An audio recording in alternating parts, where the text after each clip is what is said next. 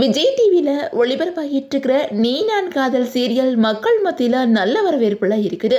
இந்த சீரியல் தான் இப்போது திடீர்னு முடிவுக்கு வர இருக்குது அப்படின்னு சொல்லப்படுது. இந்த சீரியலில் ஏற்கனவே அணு கேரக்டரில் நடிகை சாய் காயத்ரி நடிச்சு வந்தாங்க. ஆனால் திடீர்னு இவங்க இந்த சீரியல்லேருந்து விலகிட்டாங்க.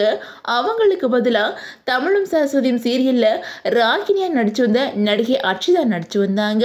ஆனால் இப்போது அர்ஷிதா திடீர்னு விலகிட்டாங்க. திரும்பவும் சாய் காயத்ரி அணு ரோல நடிச்சிட்டு இருக்காங்க. அதே மாதிரி சீரியல்லையும் முக்கியமான திருப்பங்கள் வந்துகிட்டு இருக்குது. அதாவது அபிட்ட ராகவ் தன்னோட காதலை வெளிப்படுத்துகிறப்புறமும் வெளியாச்சு. இது மக்கள் மத்தியில் அதிகமாக பேசப்பட்டு வந்துட்டு இருக்குது. அதே நேரம் இப்போது இந்த சீரியல் முடிவு பற்றின செய்தியும் மக்கள் மத்தியில் பெரிய அதிர்ச்சியும் ஏற்படுத்தி இருக்குது.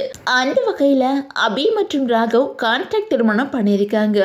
அதே மாதிரி அபி பற்றி ராகவ் தப்பாக தான் நடிச்சிட்டு இருக்கிறாங்க. அபி மேலே தனக்கு காதல் இருந்தாலும் அபிக்கும் தன்னோட அக்கா கணவர் முரளிக்கும் ஏதோ தொடர்பு இருக்குது அப்படின்னு சொல்லிட்டு ராகவ் சந்தேகப்பட்டுக்கிட்டு இருக்கிறாங்க.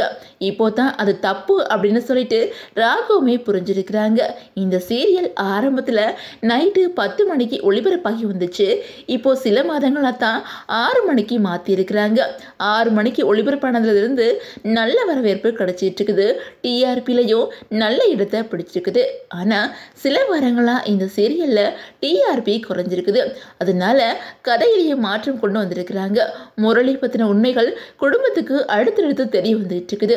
இதனால அடுத்து என்ன நடக்கும் அப்படிங்கிற எதிர்பார்ப்பு மக்கள் மத்தியில் இருக்கத்தான் செய்யுது.